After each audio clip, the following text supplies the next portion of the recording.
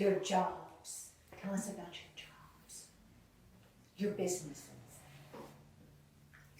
Well, I went to work for, as I said, in the oil field, and then came back and went to work for Emerald Petroleum Company in their accounting department, and then got on with Gulf Oil in their lane department.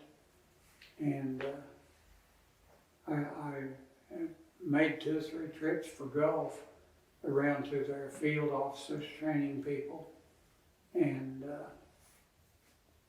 Gulf, when I went to work for Gulf in downtown Tulsa, there were 750 of us employed there.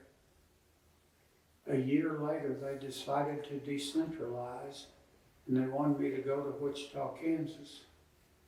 And so I went up and helped set the unit up in Wichita, Kansas. And it was in August, and it was rather hot and dry and windy. And I was not very fond. I didn't want to live up there. So I told them I thought I wouldn't transfer up there. Well, I came back to Claremore on a Friday evening. And the next day I met a friend in G&M Motor Company. And Bill Moody was there. And Bill asked me, he and I had been raised together, asked me what I was doing, and I told him what had happened. And he said, well, you ought to go see Phil Viles. And Phil owned an insurance agency and had married the daughter of the guy that helped put the RCB Bank in. And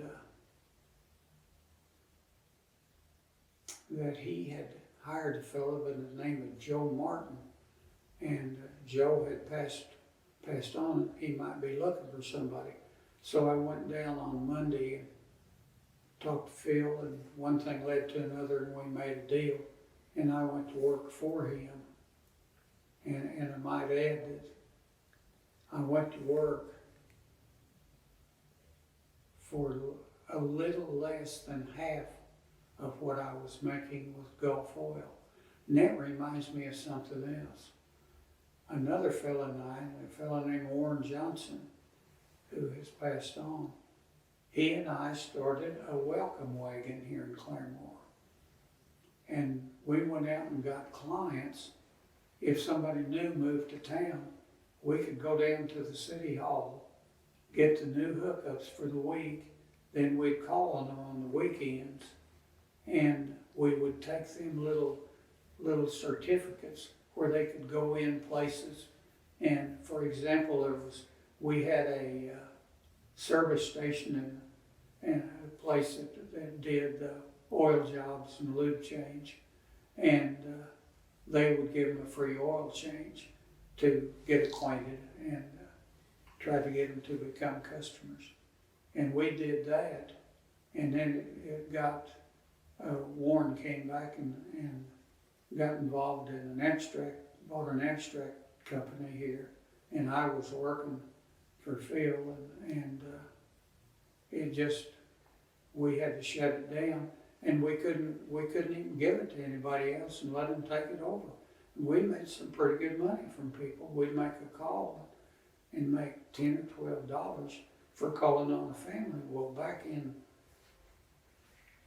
the mid-50s, 57, 58, that was pretty good money. Married a local girl that had been raised here. Now I hear a train coming.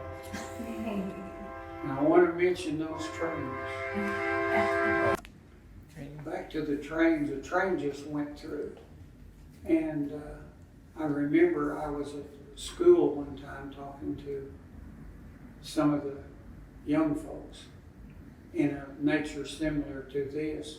And a train came by, and the teacher apologized for the train. And I remember the children, of course, they'd never experienced anything, but the trains being noisy and in the way. But I had to remind them if I'm not mistaken, and I think this is very close, Claremore was originally established about 2 miles north and 1/8 of a mile west of Claremore.